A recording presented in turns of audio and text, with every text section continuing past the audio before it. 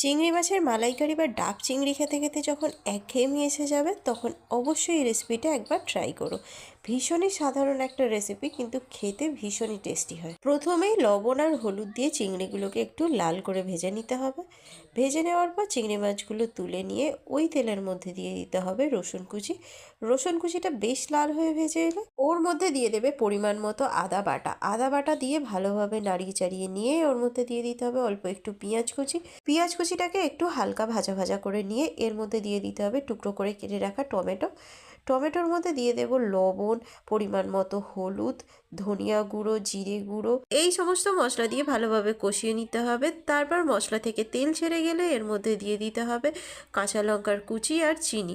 আর এর মধ্যে দিয়ে দেবো কিছুটা জল। তারপর গ্রেভিটা ফুটতে শুরু হলে এর মধ্যে দিয়ে দেবো কিছুটা গরম মশলার গুঁড়ো, আর তারপর দিয়ে দেবো চিংড়ি মাছগুলোকে। সবশেষে ধনিয়া পাতা দিয়ে নামিয়ে নিলেই রেডি হয়ে যাবে আজকের রেসিপি।